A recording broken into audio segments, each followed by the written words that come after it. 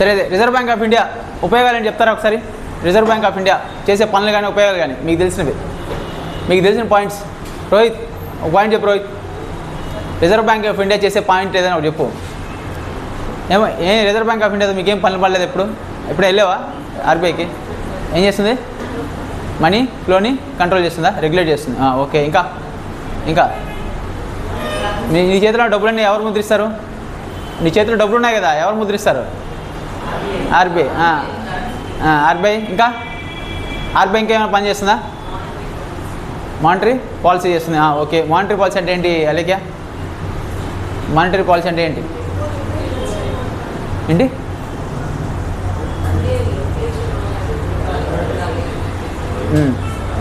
నేను అది inflation targeting అది. నెక్స్ట్ చూడండి ఇక్కడ మనకి రెండు ఉన్నాయండి. మనకి రెండు విషయాలు తెలియాలి. ఒకటి ఏంటంటే మన దగ్గర డబ్బులు అనేవి ఇద్దరు మెయింటైన్ చేస్తారు. ఒకటి వచ్చేసి ఆర్బీఐ, ఇంకొకరు వచ్చేసి ఎవరు? గవర్నమెంట్ అంటే ఫైనాన్స్ మినిస్ట్రీ చూసుకుంటుంది. చూడండి మన దగ్గర డబ్బులు అంటే మన డబ్బులన్నీ ఎక్కడ ఉంటాయండి? ఉంటే మన జాబ్లో డబ్బులుగా ఉండాలి, క్యాష్గా ఉండాలి, లేదంటే అకౌంట్లో ఉంటాయి. అంతేనా? ఇంకెలా ఉంటాయా? ఆస్తులు ఉంటాయి, అంతమించి ఇంకేం ఉండవు కదా.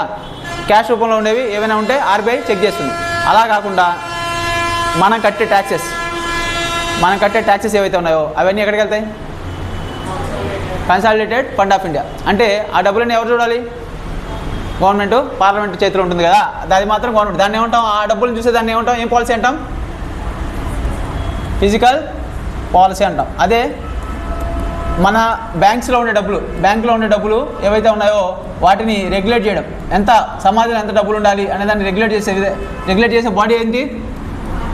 ఆర్బీఐ. ఇది చేసే పాలసీ పేరు ఏం పేరు అంటున్నాం? మానిటరీ అంటే ఏంటి? మనీ గురించి మానిటరీ పాలసీ. ఓకేనా? Monetary policy. ఇప్పుడు మనం దీంట్లో ఈ ఆర్బీఐ చేస్తుంది, ఈ మానిటరీ పాలసీ చేస్తుంది. దీంతోపాటు ఆర్బీఐకి ఇంకైనా పనులు ఉన్నాయా? ఆర్బీఐ అసలు ఎలా క్రియేట్ అయింది, తర్వాత సెంట్రల్ బ్యాంక్ ఎలా మారింది, వీటన్నిటి గురించి ఫస్ట్ ఆర్బీఐ గురించి చూసి తర్వాత మానిటరీ పాలసీకి వెళ్దాం, తర్వాత మానిటరీ పాలసీ చూద్దాం. ఓకేనా? చూడండి ఆర్బీఐ మనకు స్వతంత్రం రాకముందే ఏర్పడిన సంస్థ. చూడండి, Reserve Bank of India is the central bank and regulatory body. Central bank అంటే అన్ని బ్యాంక్స్కి ఇండియాలో ఉండే సెంట్రల్ బ్యాంక్. దాంతోపాటు రెగ్యులేటరీ బాడీ రెస్పాన్సిబుల్ ఫర్ దేనికమ్మా? Responsible for the regulation of. దేని రెగ్యులేట్ చేస్తుంది? Indian banking system. అంటే ఏంటి? మనకి అన్ని బ్యాంకులు, ఏం బ్యాంకులు ఉన్నాయి మన దగ్గర? ప్రైవేట్ బ్యాంకులు ఉన్నాయి, గవర్నమెంట్ బ్యాంకులు ఉన్నాయి, ఇవన్నీ ఉన్నాయి. వీటిలో ఒక షెడ్యూల్ ఉంటుంది. ఆ చట్టంలో ఆ చట్టంలో ఉండే షెడ్యూల్లో ఉండే బ్యాంక్స్ అన్ని షెడ్యూల్డ్ బ్యాంక్స్ అంటారు. బ్యాంకింగ్ రెగ్యులేషన్ చట్టంలో ఉంటాయండి. దాని గురించి చూద్దాం తర్వాత. ఇట్ ఈస్ అండర్ ద, ఈ ఆర్బీఐ అనేది ఏ మంత్రిత్వ శాఖ కింద ఉంటుంది అని అంటే ఏం చెప్పాలి? It is under the ownership of Ministry of Finance. ఎవరండి ఫైనాన్స్ మినిస్టర్? ఎవరు? నిర్మలా సీతారామన్. ఓకేనా? నిర్మలా సీతారామన్. ఓకేనా? Government of. It plays a foundational role in the nation's economic development and monetary stability. ఏమంటున్నారండి? ఆర్బీఐ అనేది దేశం యొక్క ఎకనామిక్ డెవలప్మెంట్ ఏదైతే ఉందో దాంట్లో ఎక్కువ రోల్ ప్లే చేస్తుంది. దాంతోపాటు సమాజంలో డబ్బులు ఏవైతే ఉన్నాయో దాన్ని ఎలా ఉండాలి, ఎంత ఉండాలి, ఆర్థిక మాన్యం రాకుండా ఏమైనా వస్తే ఏం చేయాలి, ఇన్ఫ్లేషన్ రేట్లు ఎక్కువైపోతే దాన్ని ఎలా తగ్గించాలి, లేకపోతే రేట్లన్నీ పడిపోతే దాన్ని ఎలా పెంచాలి, ఇవన్నీ చూస్తుంది. దాన్ని ఏం చేస్తున్నారు? Monetary stability. సమాజంలో ఎంత డబ్బు ఉండాలి, మన దగ్గర ఏమున్నాయి? రిసోర్సెస్ ఉంటాయి. ఆ రిసోర్సెస్ ఏముంటాయి? కొన్నే ఉంటాయి. ఆ కొన్నిటిని చాలా మనీ చేస్తూ ఉంది అనుకోండి, అప్పుడు ఏమైపోతుంది? డిమాండ్ ఎక్కువైపోతుంది. డిమాండ్ ఎక్కువైతే కారణం ఏమవుతుంది? డిమాండ్ ఎక్కువైతే ఏంటి ఏమవుతుంది? డిమాండ్ ఎక్కువైతే ఏమవుతుంది? ఇన్ఫ్లేషన్ దారితీస్తుంది. ఇన్ఫ్లేషన్ దారితీస్తే ఏమవుతుంది? ఇన్ఫ్లేషన్ వల్ల నష్టం ఏంటి? మనీకి పర్చేసింగ్ పవర్ అనేది తగ్గిపోతుంది. పర్చేసింగ్ పవర్ తగ్గిపోతుంది. ఈ పర్చేసింగ్ పవర్ తగ్గిపోవడం వల్ల మనకి నష్టమేమైనా ఉందా? పర్చేసింగ్ పవర్ తగ్గిపోవడం నష్టమేమైనా ఉందా? పర్చేసింగ్ పవర్ తగ్గిపోతే నష్టం ఏమైనా ఉందా అని అడుగుతున్నాను. ఏమవుతుంది? మనం ఎప్పుడైనా సరే ఇంపోర్ట్స్ ఏమైనా చేసుకుంటే మనం ఎక్కువ డబ్బులు పే చేయాల్సి వస్తుంది. దీనివల్ల ఇలాంటిది కూడా ఉంటుంది. ఇంకా మన దగ్గర ఉన్న డబ్బులకి వస్తువులు తక్కువ వస్తువులు వస్తాయి. ఓకేనా? ఇవన్నీ ప్రాబ్లమ్స్ ఉంటాయి. వీటన్నిటిని మెయింటైన్ చేసే ఆర్గనైజేషన్ ఏంటి? Reserve Bank of India. ఇది ఇవన్నీ ఎలా మెయింటైన్ చేస్తుంది అనే దాని గురించి చదవడానికి మనం మానిటరీ పాలసీ అంటాం. దీంట్లో రిజర్వ్ బ్యాంక్ ఆఫ్ ఇండియా గురించి ఫస్ట్ చదవాలి, తర్వాత మనం దేనికి వెళ్ళాలి? మానిటరీ పాలసీ గురించి చూడాలి. ఓకేనా? ఇప్పుడు రిజర్వ్ బ్యాంక్ ఆఫ్ ఇండియా ఎలా ఏర్పడింది, ఎప్పుడు ఏర్పడింది, దీని గురించి చూద్దాం. చూడండి, రిజర్వ్ బ్యాంక్ ఆఫ్ ఇండియా అనేది మనకు స్వతంత్రం రాకముందు బ్రిటిష్ వాళ్ళు ఉన్నప్పుడే ఏర్పడిన సంస్థ. ఈ సంస్థలో ఫస్ట్ ఈ సంస్థకి నుంచి ఏ కమిషన్, మన ఎగ్జాంపుల్ అడిగే పాయింట్ ఏంటంటే ఏ కమిషన్ యొక్క సిఫారసుల మేరకు దీన్ని ఏర్పాటు చేయడం జరిగింది, దీన్ని reserve Bank of India. Reserve Bank of India చూడండి, కమిషన్ పేరేంటి? Hilton young commission. ఏం పేరు? Hilton young commission. ఓకేనా? చూడండి, the genesis of the RBI traces back to recommendations of the royal commission Indian currency and finance commission. దీన్ని ఏమంటున్నాం? ఈ commission పూర్తి పేరు ఏం పేరు? Royal commission and Indian currency and finance. దీనికి ఎవరండి? దీన్ని ఇంకో పేరేంటి? Hilton young commission. ఓకేనా? ఎవరు వీళ్ళు? బ్రిటిష్ వాళ్ళు ఏర్పాటు చేసిన బాడీ ఇది. ఓకేనా? తర్వాత ఇది గవర్నమెంట్ది కాదు, ప్రైవేట్ బ్యాంక్. ఇప్పుడు ప్రైవేట్ బ్యాంక్. తర్వాత 1949 మనకు స్వతంత్రం వచ్చిన తర్వాత నేషనలైజ్ చేసి గవర్నమెంట్గా మార్చుకోవడం జరుగుతుంది. ఓకేనా? Which conceptualised a central bank to separate the control of currency and credit from the government. ఓకేనా? కరెన్సీ కంట్రోల్ దీన్ని ఏర్పాటు చేయడం జరిగింది. దీంట్లో యాక్చువల్గా వీళ్ళు క్రియేట్ చేసిన అప్పుడు ఈ బాడీ ఎక్కడుందంటే కోల్కతాలో ఏర్పాటు చేశారు. ఎక్కడ? కలకత్తాలో ఏర్పాటు చేశారు. కలకత్తాలో ఏర్పాటు చేయడం వల్ల దీనిపైన సింబల్ ఉంటుంది, ఆర్బీఐకి ఆర్బీఐ లోగో. నిన్న మనం ఇక్ష్వాకుల టాపిక్ చెప్పుకున్నాం కదా, చిహ్నం ఏంటి? లయన్ కదా. వీళ్ళు ఆర్బీఐని కలకత్తాలో ఏర్పాటు చేసినప్పుడు దీనిపైన ఇక్కడ ఏముంటుందంటే ఒక ఏముంటుందని డేట్స్ అంటారు కదా, ఖర్జూరం చెట్టు ఉంటుందండి. ఖర్జూరం చెట్టు, ఇక్కడ ఒక టైగర్ ఉంటుంది, టైగర్ బొమ్మ ఉంటుంది. టైగర్ బొమ్మ ఉంటుంది. దీన్ని టైగర్ బొమ్మ ఎందుకు పెట్టారంటే వాళ్ళు కలకత్తాలో ఉండాలి. కలకత్తాలో ఫేమస్ సినిమాలు ఏంటి? బెంగాల్ టైగర్, అందువల్ల పెట్టారు. తర్వాత ఆ రోజుల్లో ఈ కలకత్తా నుంచి దీని హెడ్ క్వార్టర్స్ ఎక్కడికి మార్చాం? ఇప్పుడు ఎక్కడుంది ఆర్బీఐ హెడ్ క్వార్టర్స్? ఎక్కడ? ముంబైలో ఉంది. ఇప్పుడు ఇక్కడ ఏం చేసాం? ఇది తీసేసి ఏం పెట్టినాం? సింహం బొమ్మ ఉంది. ఏముంది? సింహం బొమ్మ ఉంది. దేంట్లో? లోగోలో. ఒకసారి మీరు ఓపెన్ చేస్తే చూసుకుంటే మీకే తెలుస్తుంది. ఒకసారి చెక్ చేసుకోండి కావాలంటే.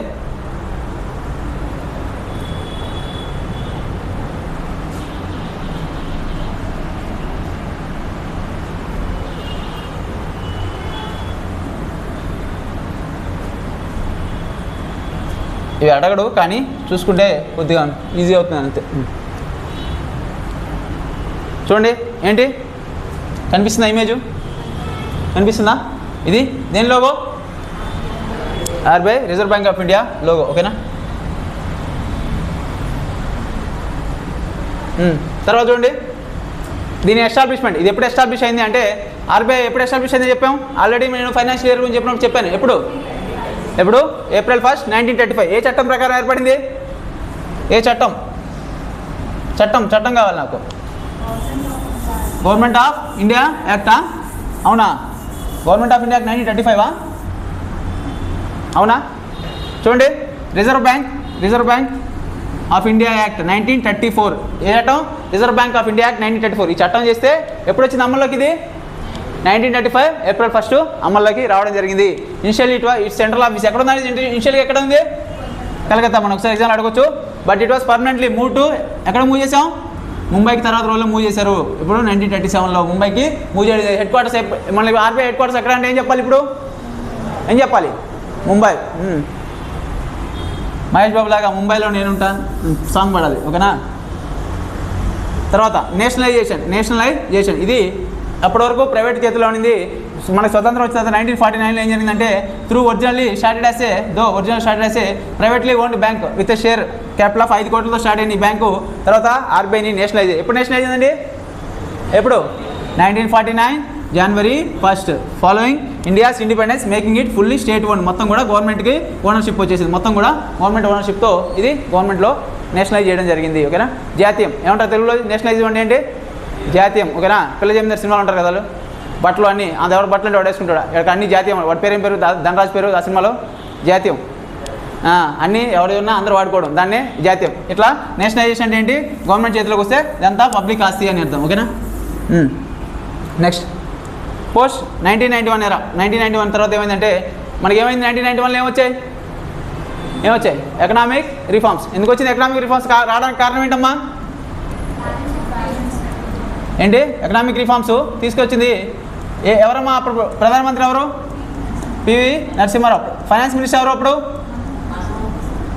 మన్మోహన్ సింగ్. ఎందుకు తీసుకురావాల్సి వచ్చింది? మనం బయట దేశాలకి డాలర్స్లో కట్టడానికి మన దగ్గర రిజర్వ్స్ అయిపోయాయి. దాన్ని ఏమంటున్నాం? బ్యాలెన్స్ ఆఫ్ పేమెంట్ క్రైసిస్ అంటున్నాం. ఓకేనా? అప్పుడు రిఫార్మ్స్ తీసుకొచ్చాం కదా. అప్పుడు దీంట్లో ఏమైనా మార్పులు చెందా? దీంట్లో ఆర్బీఐ కానీ బ్యాంకింగ్ సెక్టర్లో ఏమైనా మార్పులు చెందా చూస్తున్నాం. Following the economic liberalisation of 1991 RBI shifted it focus from A stringent, అప్పటి వరకు ఏమైంది మొత్తం రెగ్యులేషన్ చేసేది, రెగ్యులేటింగ్ అథారిటీగానే ఉండేది, to A facilitation of market. ఇప్పుడు ఏంటంటే ఎదగడానికి మార్కెట్లో అందరూ ఎదగడానికి ఫెసిలిటీస్ అన్ని ఏర్పాటు చేసే బాడీగా మారింది అంటున్నాడు. తర్వాత మోడర్నైజింగ్ ద బ్యాంకింగ్ సెక్టర్ని మోడర్నైజ్ చేయడం జరిగింది, దాంట్లో రీఫార్మ్స్ తీసుకురావడం జరిగింది. దాంట్లో నరసింహన్ కమిటీ ఉంటుంది, అవి సిఫారసులు, ఆ సిఫారసులని మనం బ్యాంకింగ్ చాప్టర్ చదువుతాము. బ్యాంకింగ్ సెక్టర్లో రిఫార్మ్స్ అన్ని ఆర్బీఐ తీసుకురావడం జరిగింది. Next focusing on inflation targeting. Inflation targeting అంటే అర్థం ఏంటి? ఇన్ఫ్లేషన్ రేటమా, ఇన్ఫ్లేషన్ ఉండాలా వద్దా? రేట్లు పెరగడం మంచిదా, అసలు పెరగకుండా అలాగే ఉండమని మంచిదా? పెరగడం ఎంత పెరగాలి? ఎంతైనా పెరగచ్చా? ఎంత పెరగాలి? ఎంత? How much? ఎంత? డిమాండ్ సప్లై, అది ఎంత ఎలా తెలుస్తుంది మనకి? ప్రోడక్ట్ అదే ఎలా, ఎంత ప్రోడక్ట్ ఉందని, ఎంత డిమాండ్ ఉందని ఎలా తెలుస్తుంది మనకి? ఏంటి స్టాకా? బేస్ ఇయర్ని బట్టి మనం నెంబర్లు లెక్కగలుగుతాం. బేస్ ఇయర్లో అప్పుడుండే పాపులేషన్ వేరు, ఇప్పుడుండే పాపులేషన్ వేరు, డిమాండ్ మారుతుందిగా. ప్రొడక్షన్ ఎంత అని, ప్రొడక్షన్ బట్టి డిమాండ్ ఉంటుందా? ఇప్పుడు నేను ఏం అవసరం లేకుండా వీటిని ఒక 10 లక్షల పెన్నులు తయారు చేశాను, కొంటారు అందరూ? ప్రొడక్షన్ చేసే డిమాండ్ ఉండదు కదా. డిమాండ్ ఉంటే ప్రొడక్షన్ చేస్తారు, కానీ ప్రొడక్షన్ చేసే డిమాండ్ ఉంటుందా? ఏంటి? పాపులేషన్ బట్టా? Okay, one of the criteria తీసుకోవచ్చు పాపులేషన్, కాదనట్లేదు. ఓకే, దీన్ని అన్ని దేశాలన్నీ కలిపిన తర్వాత మొత్తం వీళ్ళంతా ఎకానమీ చూసిన తర్వాత ఇన్ఫ్లేషన్ అనేది ఉండాలి, కానీ అది ఒక హెల్దీ రేంజ్లో ఉండాలి, ఖచ్చితంగా ఆ రేంజ్లోనే ఉండాలి, ఆ రేంజ్ దాటకూడదు, పడిపోకూడదు అని చెప్పి ఆర్బీఐ ఒక నిర్ణయం తీసుకొని ఒక డేటా తీసుకొచ్చింది. దాన్ని ఏమంటారంటే ఇన్ఫ్లేషన్ టార్గెటింగ్. ఏం చేస్తున్నారు? ఇన్ఫ్లేషన్ వీళ్ళే టార్గెట్ చేస్తారు. ఎంతంటే 4%. ఎంత? 4% +or-2. అంటే ఏంటి? రేంజ్ ఎంతమ్మా? 4% +or-2 అంటే రేంజ్ ఎంత? ఎంతవరకు, ఎంత నుంచి ఎంతవరకు ఉండొచ్చు? 2 to 6%. దీన్ని ఏమంటున్నాం?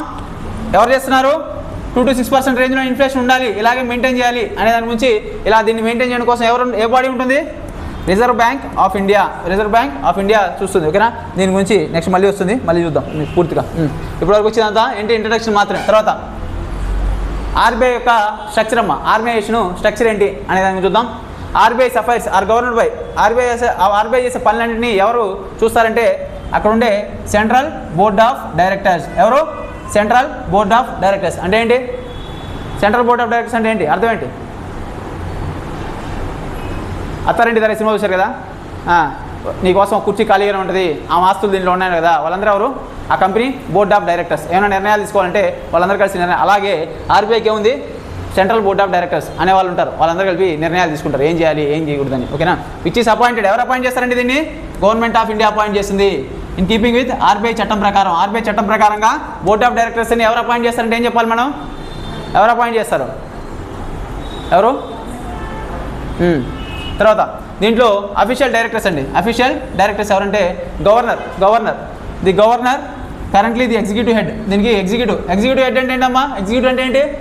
కార్యనిర్వహణ అధికారి. And not more than 4 deputy governors.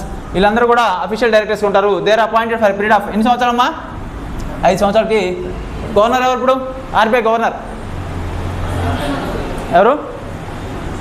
ఎవరు? సంజయ్ మల్హోత్రానా? చూడండి ఎంతమంది ఉండొచ్చమ్మా? Not more than 4 deputy governors. ఒక గవర్నరు, 4 డెప్యూటీ గవర్నర్స్. అంతగా ఎంత టైం పీరియడ్ ఇచ్చారమ్మా? టైం పీరియడ్ ఎంత? 5 years. ఓకేనా? వీళ్ళంతా కూడా దేనికి సంబంధించి? ఆర్బీఐ యాక్ట్ పరంగా ఉంటుంది. ఓకేనా? నాన్ అఫీషియల్ వాళ్ళు ఎవరు? అఫీషియల్ ఎవరమ్మా? Governor, 4 deputy governors. Not more than 4 deputy governors. 1+4. ఇప్పుడు నాన్ అఫీషియల్ డైరెక్టర్స్ ఎవరుంటారంటే దీంట్లో 10 directors nominated by government to represent various fields. ఏంటి? వేరియస్ ఫీల్డ్స్ రిప్రజెంట్ చేయడానికి ఎంతమంది? 10 మంది నాన్ అఫీషియల్. ఓకేనా? నాన్ అఫీషియల్ 10 మంది. ఓకేనా? ఏ ఫీల్డ్స్ అవి? Economics, finance, agriculture, industry. వీటన్నిటిలో డెవలప్మెంట్ తీసుకురావడం కొరకు వీళ్ళందరూ ఏం చేస్తారు? రికమెండేషన్ చేస్తారు. ఇది చేయొచ్చు, ఇది చేస్తే అగ్రికల్చర్ బాగా డెవలప్ అవుతుంది, ఎకానమీ దెబ్బతినిపోయింది, కరోనా వచ్చింది, అన్ని కంపెనీలు మూతపడిపోయాయి, ఇప్పుడు ఏం చేస్తే మళ్ళీ ఎకానమీ రివైవ్ అవుతుంది, ఇలాంటి సలహాలు సూచనలు అన్ని రీసెర్చ్ అంతా చేసి ఇవన్నీ చేస్తుంటారు వీళ్ళు. తర్వాత ఇద్దరు government official, 2 government officials. Usually from ఏ మినిస్ట్రీ నుంచి ఉంటారమ్మా అఫీషియల్స్? ఏ ministry? Ministry of Finance. Ministry of Finance ఏం పని చేస్తుంది? మినిస్ట్రీ ఆఫ్ ఫైనాన్స్ పని ఏంటి? ఏంటి మనం కట్టే డబ్బులు ఏవైతే ఉన్నాయో వాటిని ఎలా ఖర్చు పెట్టాలి, తిరిగి ఏం డెవలప్ చేయాలి, ఈ పనులన్నీ చేసే మినిస్ట్రీ ఏంటి, మినిస్ట్రీ ఆఫ్ ఫైనాన్స్. ఏ శాఖకి ఎంత డబ్బులు ఇవ్వాలి ఇవన్నిటి గురించి చూసే మినిస్ట్రీ పేరు ఏం పేరు, మినిస్ట్రీ ఆఫ్ ఫైనాన్స్. తెలుగులో ఏముంటుంది దీన్ని, విత్త మంత్రిత్వ శాఖ, విత్త మంత్రిత్వ శాఖ. ఓకేనా. తర్వాత 4 directors representing local boards head quarters. చూడండి వీళ్ళు ఎక్కడ ఉన్నాయి బాడీస్ అన్నారు, 4 లోకల్ బోర్డ్స్ ఉన్నాయండి. ఎక్కడ, ముంబై, కలకత్తా, చెన్నై, ఇంకోటి ఏంటి న్యూఢిల్లీ. ఓకేనా. దీనికి సంబంధించి ఇవన్నీ మీరేం గుర్తుపెట్టుకోవద్దు. ఓకేనా. ఇదేం గుర్తుపెట్టుకోవద్దు, మీరు గుర్తుపెట్టుకోవాల్సింది అఫీషియల్ మెంబర్స్ మాత్రం గుర్తుపెట్టుకోండి. ఓకేనా. ఇది స్ట్రక్చర్ చెప్పాలి కాబట్టి నేను అంతా చూపించాను. మీకు గుర్తుపెట్టుకోవాల్సింది ఎంతమంది అమ్మ, గవర్నర్ ఎవరు, గవర్నరు, డిప్యూటీ గవర్నర్స్ ఎంతమంది, 4 మెంబర్స్. ఓకేనా. ఇంతవరకు గుర్తుపెట్టుకోండి. ఓకేనా. తర్వాత దీంతో వీళ్ళకి హోల్లీ ఓన్ సబ్సిడరీ కంపెనీలు ఉన్నాయండి. అంటే ఏంటి, ఆర్బీఐకి అవసరం వచ్చినప్పుడు వాళ్ళకుండే పనులు బట్టి చిన్న దాని చుట్టూ ఆర్బీఐ పెద్ద బాడీగా ఉంటే దాని చుట్టూ ఏమవుతుందంటే మనకి వీళ్ళకి అవసరమైన వాటి పనుల కోసం చిన్న బాడీస్, చిన్న కంపెనీలు లాంటివి ఏర్పాటు చేస్తారు. ఇవన్నీ కూడా సబ్సిడరీస్. ఏంటమ్మా, సబ్సిడరీస్. ఓకేనా. ఈ సబ్సిడరీస్ చూస్తాం. చూడండి, RBI setup several wholly owned అంటే ఏంటి, మొత్తం ఆస్తి అంతా వాళ్ళదేమో, మొత్తం వాళ్ళ subsidiaries to manage specialised operational aspects of the financial and regulatory system in India. దీని కొరకు వీళ్ళు కొన్ని ఆర్గనైజేషన్ క్రియేట్ చేస్తున్నారు. ఆ ఆర్గనైజేషన్స్ ఏంటి అనేవి మనకి ఎగ్జామ్లో ఇంపార్టెంట్, అవి గుర్తుపెట్టుకోవాలి. దీంట్లో ఫస్ట్ది ఏంటంటే deposit Insurance and Credit Guarantee Corporation of India. ఏంటి, డిఐసిజిసి అంటే మీనింగ్ ఏంటి, deposit Insurance and Credit Guarantee Corporation of India. ఓకేనా, ఆఫ్ ఇండియా. ఇది మీనింగ్ అని చెప్తారా? ఇవన్నీ బయటికి ఎవరికి మనకు సంబంధం లేని విషయాలు కాదు, మనకు సంబంధం ఉండే విషయాలు. మీ అందరికి బ్యాంక్ అకౌంట్ ఉన్నాయా? అకౌంట్లు ఎంత ఉన్నాయి? 10 రూపాయలు, 100, 1000, 1,00,000 ఎంతైనా ఉండొచ్చు. రేపు ఒక బ్యాంకు మీరు నమ్మారు, గవర్నమెంట్ దీనికి రికగ్నిషన్ ఇచ్చింది, మేము అందుకని నమ్మి డబ్బులు పెట్టింది దీంట్లో అంట. అప్పుడు ఆ బ్యాంకు దివాలా తీసి ఎత్తిపోతే ఇప్పుడు మీ డబ్బులు కూడా పోతే మీరు ఎవరిని అడుగుతారు? మీ డబ్బులు పోతే ఎవరిని అడుగుతారంటే, మీరు రోడ్డు మీద కూర్చొని గవర్నమెంటే మాకు న్యాయం చేయాలి అని గొడవ తీస్తాం. గవర్నమెంట్ ఎలా న్యాయం చేస్తుంది? గవర్నమెంట్కి ఇచ్చారు వేరే డబ్బులు. గవర్నమెంట్ ఒక చట్టం చేసి ఆ చట్టం ద్వారా ఆర్బీఐ చేసింది. ఆర్బీఐ ఏం చేసింది? నేషనలైజ్ చేసిన తర్వాత బ్యాంకులన్నీ రెగ్యులేట్ చేసే బాడీ ఏంటి, ఆర్బీఐ. ఇప్పుడు ఆర్బీఐ మీరు డబ్బులు అడగాలి. ఆర్బీఐ డబ్బులు అడిగితే ఆర్బీఐ ఏముంటుంది, మీరు నాకు డైరెక్ట్గా డబ్బులు ఇచ్చారా అంటే మీరేమంటారు? అదేంటండి మిమ్మల్ని మోసపోయా అంటే బ్రహ్మానందం మోసం చేసినట్టు ఎంకిసిన వాళ్ళలాగా తయారవుతుంది మన పరిస్థితి. ఓకేనా. అలా అయితే ఇప్పుడు వీళ్ళు ఏం చేస్తారంటే దానికోసం ఒక ఆర్గనైజేషన్ క్రియేట్ చేస్తారు. బ్యాంకులు ఎంతైనా పెట్టుకోండి, 10 కోట్లు పెట్టుకోండి, 20 కోట్లు పెట్టుకోండి, ఎంతైనా పెట్టుకోండి. బ్యాంకు దివాలా తీసింది, పోయింది, బ్యాంక్ దగ్గర డబ్బులు. ఇప్పుడు ఆర్బీఐ ఒక బాడీని క్రియేట్ చేసింది. ఆ బాడీ పేరు ఏంటంటే డిపాజిట్. మీరు చేసిన డిపాజిట్స్ ఉన్నాయా?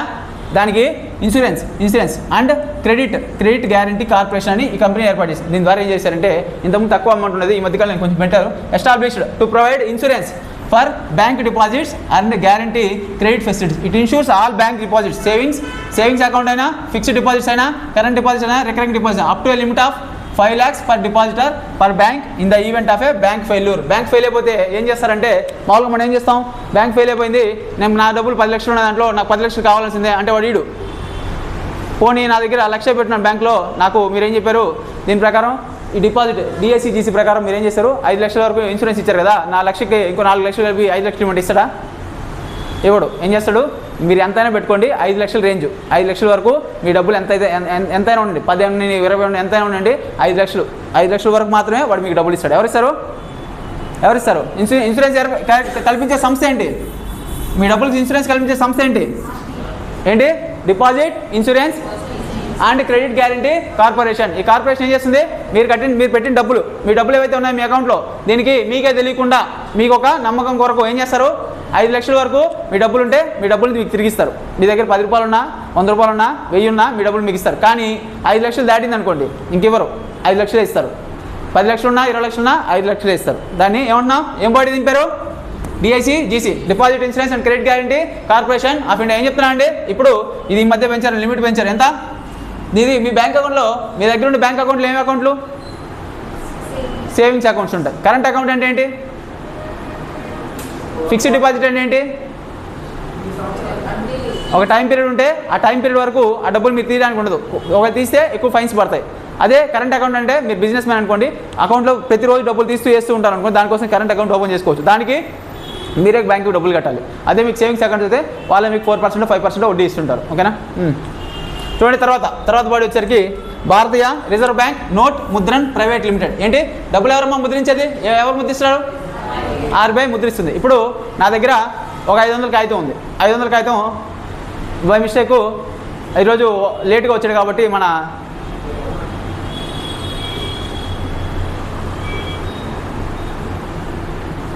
ఇది మీరు ఇప్పుడు లేట్గా వచ్చాడు, మన గుణ లేట్గా వస్తే నేను ఒక 500 క్యాష్ ఇచ్చాను గుణాకి. ఇస్తే గుణ ఏం చేశాడంటే ముందే కోపంలో ఉన్నాడు గుణ. 500 కాగితం చింపి పడేశాడు, 2 ముక్కలకి చింపేశాడు. 2 ముక్కలకి చింపేస్తే ఆ కాగితం ఏం చేయొచ్చు మనం? ఏ బ్యాంక్కి వెళ్తే ఏ బ్యాంక్కి వెళ్ళినా వాళ్ళు ఆ కాగితం తీసుకొని మీకు వేరే కాగితం రీప్లేస్ చేసిస్తారు. ఎందుకు ఇస్తారు? వాడు ఏం చేసుకుంటాడు? వాడి మళ్ళీ మీకు చినిగిపోయి కాగితం ఇస్తే మీరు తీసుకుంటారా? ఇస్తారు. అదే ఏం చేస్తారు అంటున్నాను. దాన్ని ఏం చేస్తారు? ఆ సాయిల్ నోట్స్ ఏవైతే చినిగిపోయినాయి, మట్టి అయిపోయినాయి, పనికిరాని కాగితాలు ఉన్నాయి వాటిని తీసుకెళ్ళి RBIకి పంపిస్తారు. RBI ఏం చేస్తుంది? దానిపైన సీరియల్ నెంబర్ అయితే ఉందో ఆ నెంబర్తో కొత్త నోటు ముద్రించి మళ్ళీ దాంట్లో వదులుతుంది. అంతే తప్ప వేరే కొత్త పాత నెంబర్నే మళ్ళీ ఇస్తుంది. ఎందుకని? ఇప్పుడు డబుల్ నోట్ అయితే అప్పుడే ప్రాబ్లం ఏంటి? సమాజంలో డబ్బులు ఎక్కువైపోతే ఇన్ఫ్లేషన్కి కారణం అవుతుంది. దాన్ని సెట్ చేయడానికి. ఓకేనా? ఇప్పుడు నెక్స్ట్ బాడీ ఏంటి మనం చూడాల్సింది? Bharatiya Reserve Bank Note Mudran Private Limited. ఓకేనా? ఎప్పుడు ఎస్టాబ్లిష్ అయిందండి? ఇది 1995లో ఎస్టాబ్లిష్ చేశారంట. The subsidiary manages the printing of bank notes to augment the supply in the country. It operates 2 presses. 2 ప్రెస్లు ఉన్నాయంటండి. ఇవి 2 ప్రెస్లు అంటే ఏంటి? నోట్లు ముద్రించేవి ప్రెస్లు అంటారండి. నోట్లు ముద్రించి దాన్ని ఏమంటారు? ప్రెస్లు అంటారు. ఓకేనా? 2 అవి ఎక్కడ ఉన్నాయో చూడండి. ఒకటి మైసూర్. మైసూర్ ఎక్కడ ఉంటుంది? మైసూర్ కర్ణాటకలో ఉండే మైసూర్. ఇంకోటి సాల్బోని వెస్ట్ బెంగాల్. ఓకేనా? ఈ బాడీ పేరు రాసుకోండి. ఇది సబ్సిడరీ ఆఫ్ దేని సబ్సిడరీ అమ్మా? ఇది RBI సబ్సిడరీ ఏదైతే ఉందో ఈ బాడీకి ఎన్ని ఉన్నాయమ్మా? ప్రెస్లు ఎన్ని ఉన్నాయని చెప్తున్నారు? ఒకటి మైసూర్లో ఉంది, ఇంకోటి సాల్బోని. ఒకటి మైసూర్ ఎక్కడ ఉంది? కర్ణాటకలో ఉంది. ఇంకోటి సాల్బోని అంటే ఎక్కడ ఉందని చెప్తున్నాడు? వెస్ట్ బెంగాల్. ఓకేనా? బ్యాటిల్ ఆఫ్ ప్లాజీ ఎక్కడ జరిగింది? బ్యాటిల్ ఆఫ్ ప్లాజీ ఎక్కడ జరిగింది? ఎక్కడ? Battle of Buxar. History revise చేయండి, మళ్ళీ రివైజ్ చేయండి. ఓకేనా? ఎవరెవరు పాల్గొన్నారు? మొత్తం అన్ని డీటెయిల్స్ అన్నీ మర్చిపోతున్నారు. మొత్తం అన్నీ రివైజ్ చేయాల్సిందే. అన్నీ రివైజ్ చేస్తేనే నేను మీకు చెప్తానే ఉన్నాను రివిజన్ ముఖ్యమని. మీరు గమ్ముగా వస్తున్నారు, మీ ఇష్టం అది. ఇంకా నెక్స్ట్ ఆర్గనైజేషన్ పేరు ఏం పేరు? Reserve Bank Information Technology Private limited. Reserve bank ఇది రీసెంట్గా ఏర్పాటు చేసింది. ఎందుకని? ఇన్ఫర్మేషన్ టెక్నాలజీ అనేది ఇంతకుముందు లేదు. 2000 సంవత్సరం నుంచి స్టార్ట్ అయింది. ఈ మధ్యకాలంలో ఎక్కువైపోయింది. బ్యాంకింగ్లో అంతా వాడుతున్నారు కాబట్టి దాని కొరకు ఏం సబ్సిడరీ క్రియేట్ చేశారమ్మా? ఏం పేరు?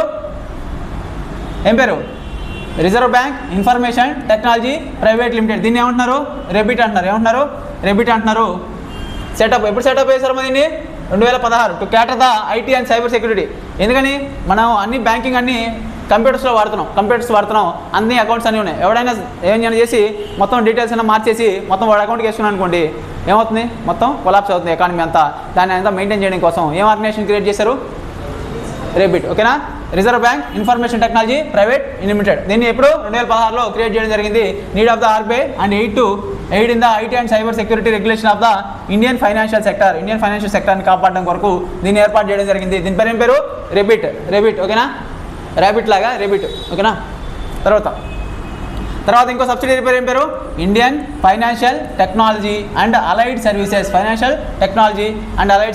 It is mandated to design, deploy and support IT related services to the RBI and all banks or financial institutions in the country. It manages critical infrastructure like the Indian Financial Network, Infinet, and the Structured Financial Messaging System. ఇప్పుడు ఇంతకుముందు Punjab national bank అని ఒక bank ఉండేది. ఆ బ్యాంకులో ఏం జరిగింది? నీరవ్ మోడీ అనేవాడు ఒక 7,000 కోట్లు 10,000 కోట్లు ఎంతో తీసుకొని ఎగ్గొట్టేసి వెళ్ళిపోయాడు. VM అట్లాగే SBIలో చేశాడు. ఇలా చేసినప్పుడు బ్యాంకింగ్ సిస్టంలో ఏమైపోతుంది, ఒకదానికి అనుసంధానం, దానిపైన రెగ్యులేషన్ అనేది ఆర్బీఐ కనిపించకపోతే ఎప్పుడో 2 ఏళ్ళకో 3 ఏళ్ళకో చూస్తే అప్పటిలోపు ఏం చేస్తున్నారు వీళ్ళు, ఒక 10,000 కోట్లు అప్పించి బ్యాంకులని దివాలా తీపిస్తున్నారు.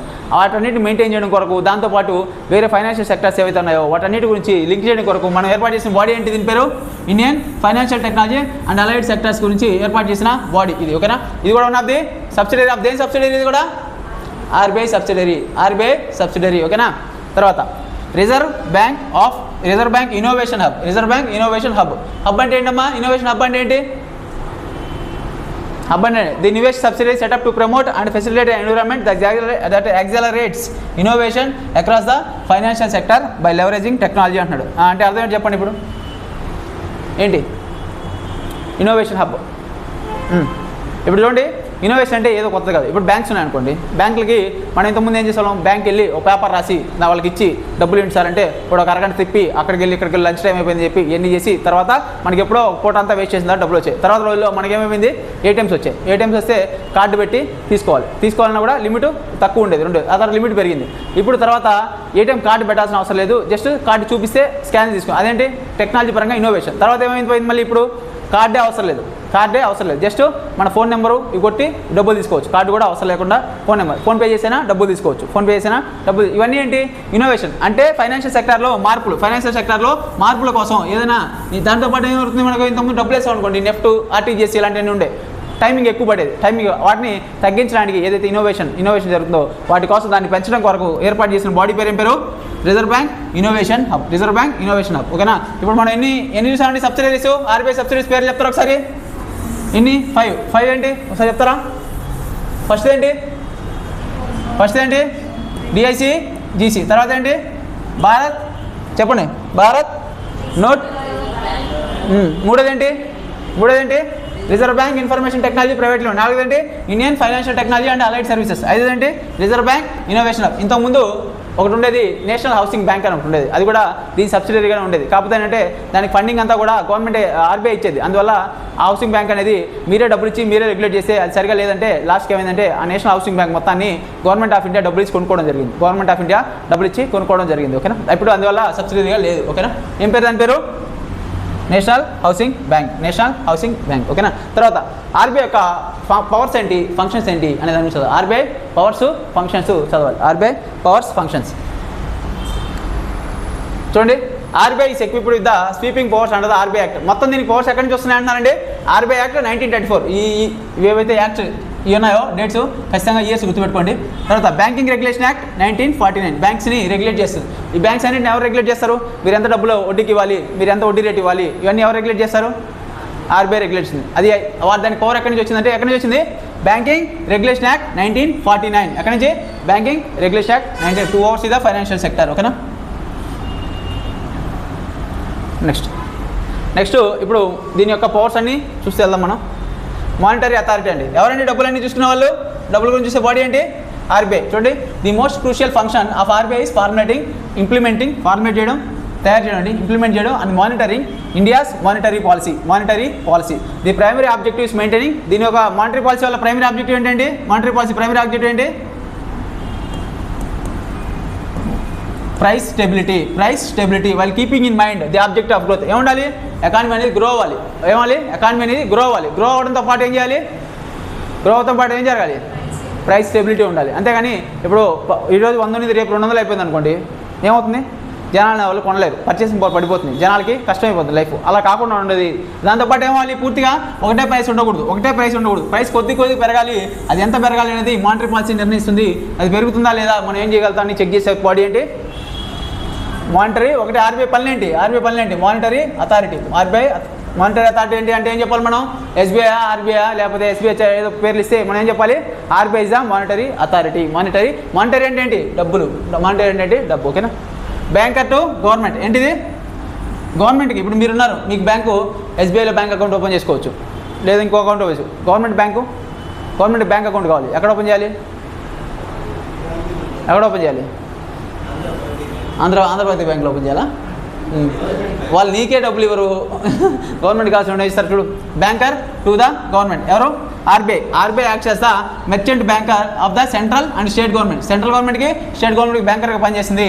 ఇట్ మేనేజెస్ దేర్ అకౌంట్స్, వాళ్ళ అకౌంట్స్ అన్ని మెయింటైన్ చేస్తుంది. Receives their payments, makes their disbursement, ఏమైనా డబ్బులు వదిలిపెట్టిన డిస్బర్స్ చేస్తుంది. And manages public debt finance, అప్పులు ఏమైనా ఉంటాయి issuance of government securities. Government securities కూడా ఈ బ్యాంక్స్ అనేవి జారీ చేయడం జరుగుతుంది. గవర్నమెంట్ సెక్యూరిటీస్ అంటే ఏంటండి? గవర్నమెంట్ సెక్యూరిటీస్ అంటే ఏంటి? గవర్నమెంట్ సెక్యూరిటీస్ అంటే ఏంటి? గవర్నమెంట్ సెక్యూరిటీస్ అంటే ఏంటి?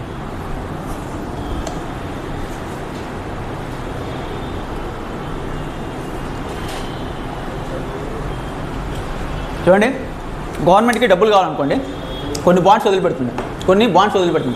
అప్పుడు మనలాంటి వాళ్ళు మనందరం ఏం చేస్తాం? ఎవరికో డబ్బులు ఇస్తే వాడు డబ్బులు ఎగ్గొడతాడు. గవర్నమెంట్గా డబ్బులు ఇచ్చామనుకోండి, వాళ్ళు తక్కువ వడ్డీ రేట్ ఇచ్చినా మనం ఏం చేస్తాం? కరెక్ట్గా డబ్బులు వస్తాయని చెప్పి చాలామంది దాంట్లో ఇన్వెస్ట్మెంట్ చేసి ఆ బాండ్స్ అని కొనుక్కుంటారు. వాటినే ఉంటాం గవర్నమెంట్ సెక్యూరిటీస్ అంటాం. ఓకేనా? వాటినే ఉంటాం గవర్నమెంట్ సెక్యూరిటీస్ అంటాం. ఓకేనా? వీటిని ఎవరు ఇష్యూ చేస్తారు గవర్నమెంట్ కోసం? గవర్నమెంట్ సెక్యూరిటీస్ ఎవరు? ఆర్బీఐ ఇష్యూ చేస్తుంది. ఇది బ్యాంక్ అటు ఎవరికంటే బ్యాంక్ ఇది ఎందుకు వీళ్ళు ఇష్యూ చేయాలంటే వీళ్ళకి ఏదో ఒకటి ఉండాలి కదా. వీళ్ళ డబ్బులన్నీ అకౌంట్స్ అన్నీ కూడా ఎవరి దగ్గర ఉన్నాయి? గవర్నమెంట్ అన్నీ ఆర్బీఐ దగ్గర ఉన్నాయి. కాబట్టి దీన్ని బ్యాంకర్ టు గవర్నమెంట్ ఎవరంటే ఏం చెప్పాలండి? గవర్నమెంట్కి బ్యాంకర్ ఎవరు? ఆర్బీఐ అని చెప్పారు. ఓకేనా? తర్వాత బ్యాంక్స్ ఉన్నాయి కదా, అన్ని బ్యాంకులు ఉన్నాయి కదా, అన్ని బ్యాంకులు. వీళ్ళకి డబ్బులు కావాలంటే మనం కట్టే డబ్బులు ఎక్కడ పోతున్నాయి? మనం వాళ్ళకి కదా, వాళ్ళ దగ్గర పెడుతున్నాం డబ్బులన్నీ. ఇప్పుడు ఈ అకౌంట్లో డబ్బులు ఉన్నాయంటే ఎవరి దగ్గర ఉన్నాయి? వాళ్ళ దగ్గర ఉన్నాయి వాళ్ళ డబ్బులు. ఆర్బీఐతో ఏం పని వాళ్ళకి? ఎప్పుడైనా ఎక్కువైపోయి అవసరం ఎక్కువైతే డబ్బులు కావాలంటే లాస్ట్గా ఎవరిని అడగాలి? డబ్బులు వాళ్ళు ఆర్బీఐని అడగాలి. చూడండి, బ్యాంకర్ టు బ్యాంక్స్ ఎవరు? Lender of last resort. అన్ని మార్గాలు మూసుకుపోతే లాస్ట్గా ఆదుకునేవాడు ఎవరు ఉంటాడు కదా. అన్ని మార్గాలు అయిపోతే లాస్ట్గా వెళ్ళి నాన్న కొంచెం డబ్బులు కావాలని అడుగుతారు కదా. ఈ నాన్న ఎవరు? ఆర్బీఐ. ఎవరికి? బ్యాంకులకి. ఓకేనా? Commercial banks are required to maintain a portion of the reserves with the RBI. ఏంటండి ఇది? ఆల్రెడీ ఒకసారి చెప్పున్నాను. ఏంటిది? కమర్షియల్ బ్యాంక్స్ ఆర్బీఐ దగ్గర పెట్టే డబ్బులు రిజర్వ్స్ ఉన్నాయి కదా, రిజర్వ్స్ ఏమంటాం? ఏంటి? Cash reserve ratio. ఓకేనా? Cash reserve ratio. Further more if a bank faces a severe liquidity crisis. ఏంటి లిక్విడిటీ అంటే? ఏంటి లిక్విడిటీ అంటే? మీనింగ్ ఏంటి? లిక్విడిటీ అంటే అర్థం ఏంటి? క్యాష్గా ఉండేదాన్ని లిక్విడ్. ఓకేనా? మనం ఏమంటాం? అకౌంట్లో ఎంత ఉన్నాయంటాం ఒకసారి, లేకపోతే ఏంటాం? లిక్విడ్ క్యాష్ ఎంత ఉన్నాయంటాం. అంటే ఏంటి? లిక్విడ్ క్యాష్ అంటే ఏంటి? క్యాష్గా ఉండేదాన్ని లేదా క్యాష్గా మార్చడానికి చాలా ఈజీగా ఉండేదాన్ని ఏదైతే ఉన్నాయో వాటిని ఏమంటాం? లిక్విడిటీ అంటాం. ఆ లిక్విడిటీ అనేది క్యాష్కి ఎక్కువ ఉంటుంది. తర్వాత గోల్డ్ ఉంటే గోల్డ్ అమ్ముకోవచ్చు, ఇలాంటివి అయితే ఉన్నాయి, బాండ్స్ ఉంటాయి, అలా పెరుగుతూ ఉంటుంది. అవి ఎగ్జామ్లో అడుగుతుంటాం మనకు, మళ్ళీ చూద్దాం. తర్వాత బ్యాంకు లిక్విడిటీ డబ్బులు లేకపోతే and cannot borrow from the interbank. తర్వాత ఏం చేయొచ్చు? వేరే బ్యాంకుల నుంచి అప్పు తీసుకోలేని సిచ్యువేషన్ ఏం చేయొచ్చు? RBI steps in as the lender of last resort to prevent systemic collapse. ఈ కొలాప్స్ నుంచి తప్పించుకోవడానికి ఏం చేస్తుంది? ఆర్బీఐ వచ్చి వీళ్ళని కాపాడుతుంది. ఓకేనా? అండ్ ఏమంటాం? బ్యాంకర్ టు బ్యాంక్స్ ఎవరు? RBI is the banker to banks. Banker to government RBI. ఓకేనా? తర్వాత regulator and supervisor of the financial system. ఏం జరుగుతుంది? Regulator and supervisor of the financial system. RBI prescribes broad parameters of banking operations within which the country's banking and financial system functions. RBI మొత్తం చెప్తున్నట్టున్నారండి. It issues licences. కొత్త bank మీరు ఏర్పాటు చేయాలనుకోండి, మీకు licence ఎక్కడ తెచ్చుకోవాలి? మీరు ఎవరిస్తారు లైసెన్స్? ఆర్బీఐ లైసెన్స్ ఇస్తుంది. ఓకేనా? తర్వాత కండక్ట్స్. మీరు రోజు బ్యాంకింగ్ చేస్తున్నారు, రోజు బ్యాంకింగ్ చేసి ఎవరికో తెలియనివాడు కావాలని అప్పులు ఇస్తున్నారు, వాడు ఎక్కడతాను మీకు తెలుసు, మీరు వాడు కలిసిపోయి అప్పులు ఇస్తున్నారు, రకరకాల ప్రాబ్లమ్స్ తెప్పిస్తున్నారు. అప్పుడు దాన్ని అంతా ఇన్స్పెక్ట్ చేసే అధికారం ఎవరికి ఉంటుంది? బ్యాంకులో ఏం జరుగుతుంది లోపల అనేది చెక్ చేసే అధికారం ఆర్బీఐకి ఉంటుంది. తర్వాత and regulates non banking financial companies. ఇవి బ్యాంకులు లాంటివే కానీ కొన్ని ఫంక్షన్స్ వీటికి ఉండవు, అందువల్ల దీన్ని నాన్ బ్యాంకింగ్ ఫైనాన్షియల్ కంపెనీస్ అంటారు. తర్వాత కోఆపరేటివ్ సెక్టర్. కోఆపరేషన్ ఎన్నో పార్ట్ కోఆపరేటివ్ సొసైటీస్ ఎన్నో పార్ట్ కావాలి. కోఆపరేటివ్ సొసైటీ పార్ట్ ఎన్నో ఆర్టికల్ ఎన్నో పార్టు 9B ఆర్టికల్ ఏంటి? డిపిఎస్పిలో 43B. తర్వాత మనకు కోఆపరేటివ్ సొసైటీస్ ఏర్పాటు చేసుకోవడానికి అధికారం ఇచ్చే ఆర్టికల్ ఏంటి? యూనియన్స్ ఫామ్ చేసుకునే article 19(1)C of fundamental rights. ఇదేంటి? డైరెక్టివ్ ప్రిన్సిపల్స్ దేని ద్వారా యాడ్ చేశారు? ఇది ఎన్నో రాజ్యాంగ సవరణ ద్వారా యాడ్ చేశారమ్మా. ఇది ఈ పార్ట్ 2 ఇది ఈ రెండు ఎన్నో రాజ్యాంగ సవరణ ద్వారా యాడ్ చేశారు. కోఆపరేటివ్ సొసైటీస్ ఎన్నో రాజ్యాంగ సవరణ ద్వారా యాడ్ చేశారు. ఎన్ని?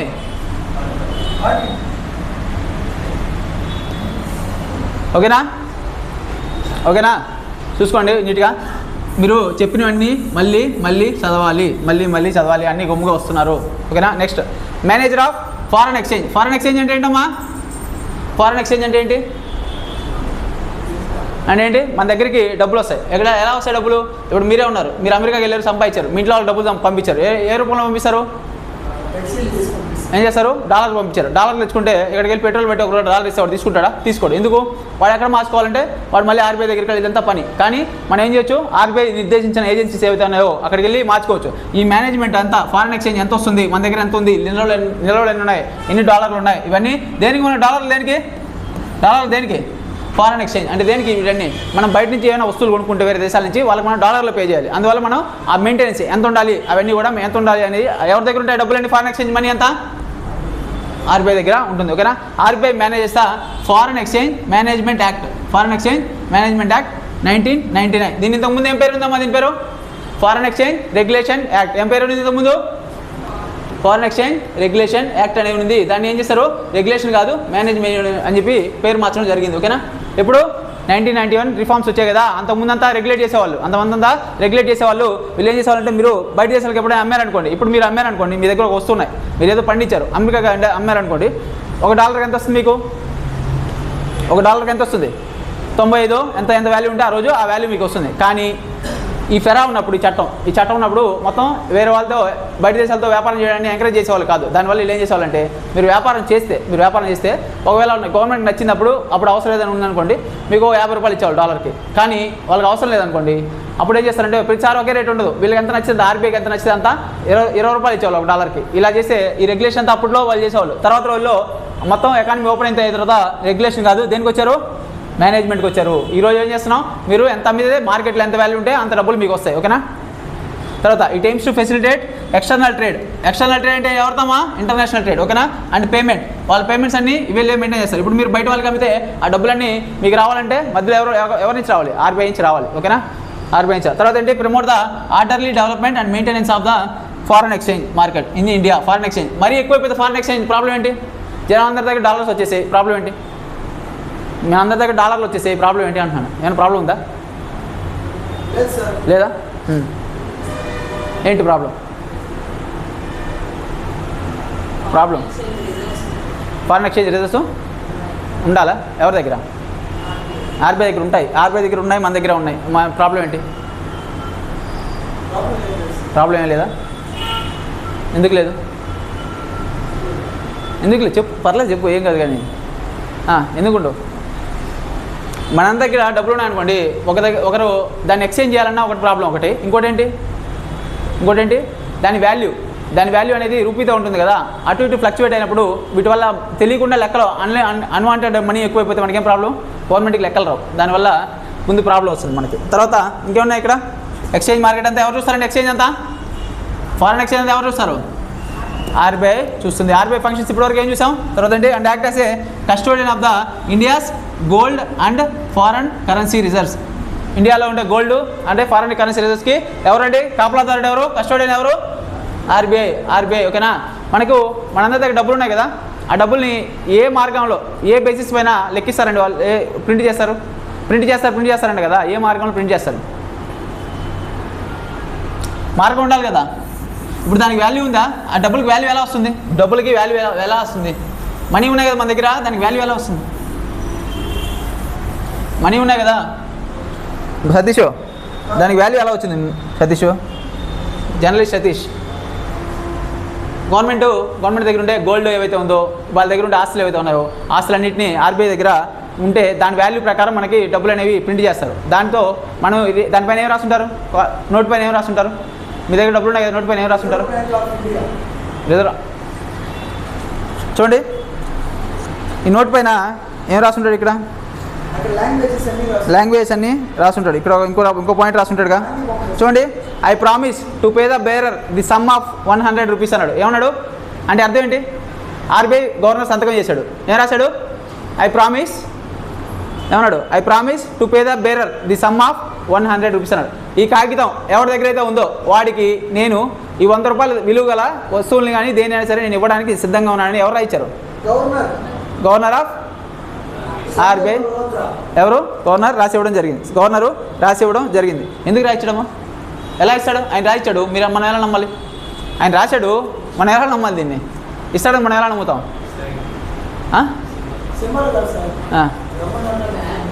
ఏంటి? ఎలా నమ్మాలి? ఆయన ఇస్తానన్నాడమ్మా, ఇస్తానన్నాడు, మనం ఎలా నమ్మాలి అని అడుగుతున్నాను నేను.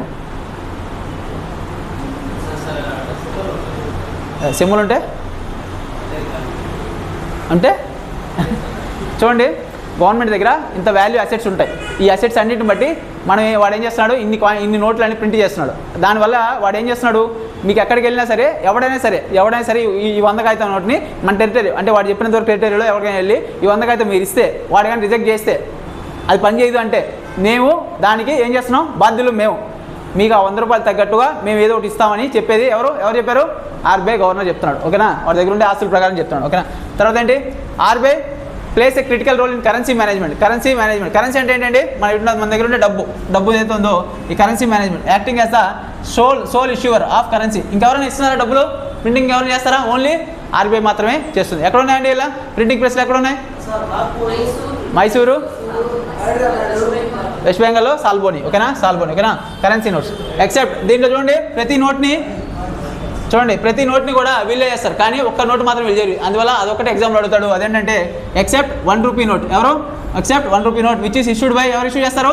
మినిస్ట్రీ ఆఫ్ ఫైనాన్స్ వాళ్ళు ఇష్యూ చేస్తారు. However the minting of coins and physical printing of notes are handled by special. కానీ కాయిన్స్ కూడా వీళ్ళు చేయరు. దేనికి? ఏజెన్సీ, మింటింగ్ ఏజెన్సీలు ఉంటాయి. కాయిన్స్ తర్వాత గోల్డ్ వేస్తారు కదా, భారతరత్న ఇవన్నీ అవార్డ్స్ ఇచ్చినప్పుడు గోల్డ్ కాయిన్స్ కావాలి కదా వాళ్ళకి అవార్డ్స్, అవి ఇచ్చినప్పుడు వాటన్నింటిని కూడా వీళ్ళు మెయింటైన్ చేస్తారు. నెక్స్ట్ చూడండి, ఎప్పటివరకు చూసింది ఏంటి? ఆర్బీఐ గురించి చూసాం. ఆర్బీఐ మొత్తం ఇష్యూర్ ఆఫ్ కాయిన్స్గా ఉంది. బ్యాంకర్ ఎవరు? Banker of government RBI. ఓకేనా? ఇప్పుడు చూద్దాం ప్రింటింగ్ ఏజెన్సీస్ ఎక్కడ ఉన్నాయని చూద్దాం. Bank notes are printed at 4 currency press. 4 currency ప్రెస్లు ఉన్నాయంటండి. ఇందాక ఏం చూసాం? ఒక సబ్సిడరీ చూసాం కదా, దానికి సంబంధించిన ప్రెస్లు మాత్రం ఎక్కడ ఉన్నాయి? దానికి సంబంధించి ఇందాక ఒకటి చూసాం కదా, సబ్సిడరీ పేరు చెప్పండి ఒకసారి. సబ్సిడరీ పేరు అది కాదు, Bharatiya Reserve Bank Note Mudran Private Limited. దాని ఏజెన్సీస్ ఎక్కడ ఉన్నాయి? దాని బాడీస్ మైసూరు, సాల్బోనీలో ఉన్నాయి. ఇప్పుడు దీనికి ఇంకా ఏజెన్సీ ఎక్కడ అంటే బ్యాంక్ నోట్స్ ఆర్ ప్రింటెడ్. ఎక్కడ ప్రింట్ చేస్తారండి? 4 కరెన్సీ ప్రెస్లు అక్రాస్ ఇండియాలోనే 4. అవేంటంటే చూడండి, 2 ప్రెసెస్ ఆర్ ఓన్డ్ బై ఎవరండి? గవర్నమెంట్ ఆఫ్ ఇండియాకి ఉందంటే దీంట్లో త్రూ ఎలా? Security printing and minting corporation of India. ఏం పేరు దీని పేరు? SPMCIL. ఏం పేరు దీని పేరు? Security printing and minting. Printing అంటే ఏంటండి? కాగితాల మీద ప్రింట్ చేసే ప్రింటింగ్. మింటింగ్ అంటే కాయిన్స్ గురించి చదవడాన్ని ఏమంటాం? శాస్త్రాన్ని. కాయిన్స్ గురించి చదివే శాస్త్రాన్ని ఏమంటాం? న్యూమిస్మాటిక్స్. ఏమంటాం? న్యూమిస్మాటిక్స్ అండి. ఇన్స్క్రిప్షన్స్ గురించి చదివే శాస్త్రాన్ని ఏమంటాం? ఎపిగ్రఫీ. ఓకేనా? ఇప్పుడు వీళ్ళ యొక్క ప్రెస్లు ఎక్కడ ఉన్నాయంటే గవర్నమెంట్కి చెందిన ఈ 2 ప్రెస్లు ఏమంటున్నారు? నాసిక్ ఏ ప్రాంతంలో ఉందండి? ఏ రాష్ట్రం? మహారాష్ట్ర. నాసిక్ శాసనం ఎవరు వేయించారు? నాగానికి వేయించిందా? కన్నుడు ఫస్ట్ వేయించాడు. తర్వాత వేయించిన వాళ్ళు ఎవరు? గౌతమి బాలశ్రీ. ఓకేనా? నెక్స్ట్ ఇంకోటి ఏంటి? ఇక్కడ ఇంకో ప్రెస్ ఏంటండి? దేవాస్ ఎక్కడుంది? మధ్యప్రదేశ్లో ఉంది. ఈ 2 కూడా ప్రింటింగ్ ప్రెస్. ఇంకో రెండు ప్రెస్లు ఎక్కడ ఉన్నాయి? 2 ప్రెసెస్ ఆర్ ఓన్డ్ బై. ఇవేమో గవర్నమెంట్ ఆఫ్ ఇండియా అండి. దీని ఆస్తి అంతా గవర్నమెంట్ ఆఫ్ ఇండియా. ఇదేవది RBI through its wholly owned subsidiary. ఏంటిది? ఇందాక చదివాం మనం. ఏంటిది? Bharat Reserve Bank Note Mudran Private Limited. ఎక్కడ ఉన్నాయండి? మైసూర్, సాల్బోని. ఇవేంటి? ఇవి ఆర్బీఐవి. ఇవి ఎవరివి? గవర్నమెంట్ ఆఫ్ ఇండియా చేతిలో ఉన్నాయి. ఆస్తి ఎవరిది? Government of India. ఇది ఎవరిది ఆస్తి? ఆర్బీఐది. ఓకేనా? 4 పేర్లు చెప్పండి ఒకసారి. నాసిక్, ఇంకోటి దేవాస్, ఇంకోటి మైసూర్, ఇంకోటి సాల్బోని. ఓకేనా?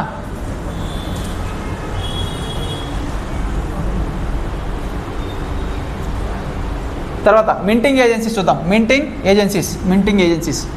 మింటింగ్ అంటే ఏంటి? కాయిన్స్ని ముద్రించడాన్ని ఓకేనా.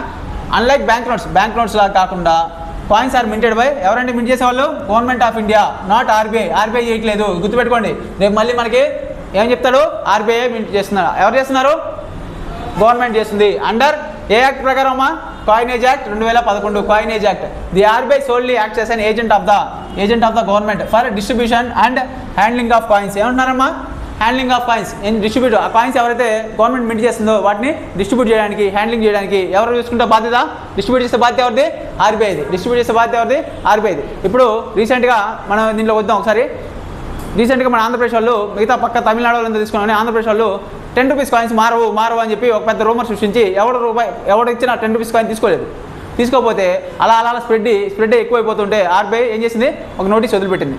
ఆ 10 రూపీస్ కాయిన్స్ ఆర్ వ్యాలిడ్, ఇవన్నీ అందరూ అంగీకరించాలంటే ఇప్పుడు అందరూ తీసుకుంటున్నాం. మీరు ఒక 2-3 years బ్యాక్ వెళ్ళండి, ఎవరైనా తీసుకున్నారా 10 రూపీస్ కాయిన్స్ మన చేతిలో ఎవరి దగ్గర ఉన్నాయా? ఎవరు, నువ్వు తీసుకున్నావా?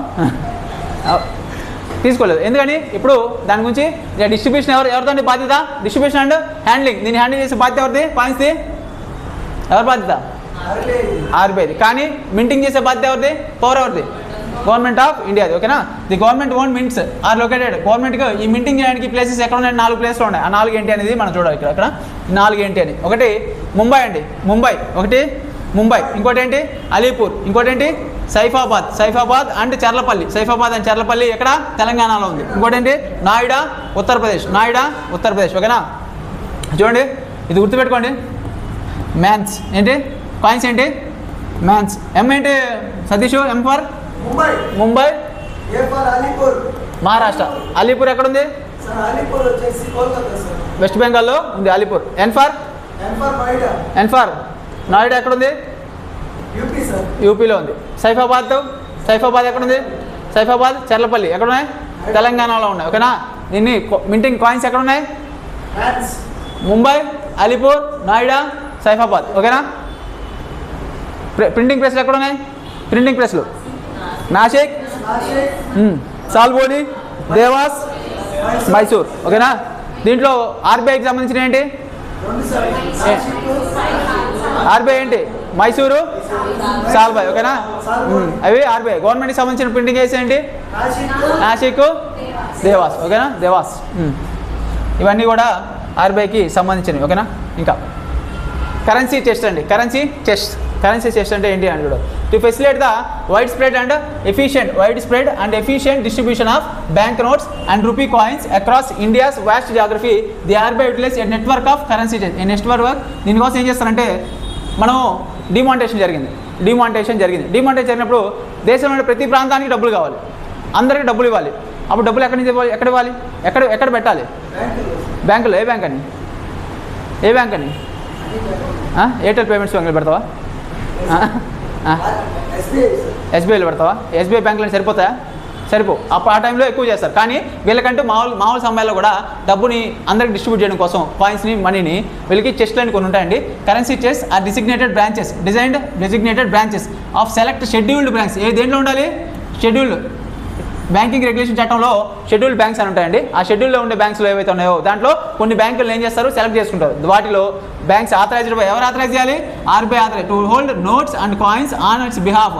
ఆర్బీఐ తరపున వీళ్ళ దగ్గర ఏం చేస్తారండి, ఈ కాయిన్స్ అన్ని, నోట్స్ అన్ని పెట్టుకుంటారు. దీన్ని ఏమంటారు, ఇలా పెట్టుకున్న వాటిని ఏమంటున్నారు, కరెన్సీ చెస్ట్ అంటున్నారు. ఓకేనా. కరెన్సీ చెస్ట్ అంటున్నారు. వీటి యొక్క ఫంక్షన్ చూడండి. This chest acts as a store house. ఇదేంటిది, స్టోర్ హౌస్లా పనిచేస్తుంది. The cash held in this chest is considered the property of RBI. ఎవరిదండి ప్రాపర్టీ, బ్యాంక్లో ఉన్నప్పుడు కూడా RBI property. The branches where currency chest are establish distribute currency to other non chest banks. ఏమవుతుంది, ఇప్పుడు SBI ఉందండి, SBI Ramalingapuram ఉంది. ఈ ఎస్బీఐని చెస్ట్గా పెట్టుకున్నాం అనుకోండి, ఇదేం చేస్తుంది, ఈ ప్రాంతంలో మిగతా బ్యాంక్ ఏమైనా వాళ్ళందరూ కూడా ఈ డబ్బులన్నింటినీ ట్రాన్స్ఫర్ చేస్తుంది, డిస్ట్రిబ్యూషన్ చేసేది. దానికోసం వీటిని వాడతారు. ఎవరు వాడతారు ఇవన్నీ, ఎవరు ఈ డబ్బులన్నీ, ఎస్బీఐ, ఆర్బీఐ. ఓకేనా. ఆర్బీఐ డబ్బులు. ఓకేనా. their vicinity వాళ్ళ దగ్గరలో ensuring adequate liquidity in the local economy and removing unfit or soiled notes from the circulation. దీనివల్ల ఏం జరుగుతుంది, ఇందాక ఏం చెప్పాం మనం చింపేసి నోట్ ఇస్తే ఏం చేస్తారు, అది తీసుకొని ఈ చెస్ట్కి పంపిస్తారు. ఈ చెస్ట్ నుంచి ఏం చేస్తారు, అక్కడ ప్రింటింగ్ వాళ్ళు పంపిస్తే వాళ్ళు చూసి ఆ నెంబర్తో మళ్ళీ ప్రింటింగ్ చేస్తారు. ఓకేనా. అదే లీడ్ బ్యాంక్స్, వాళ్ళకి కావాల్సిన బ్యాంక్, అది లీడ్ బ్యాంక్ వాళ్ళకి కావాల్సిన బ్యాంకు. సతీష్ లాంటి వాళ్ళు ఎవరైనా ఉంటే వాళ్ళు అక్కడ కూడా ఇస్తారు. నెక్స్ట్ టైం ఎంత?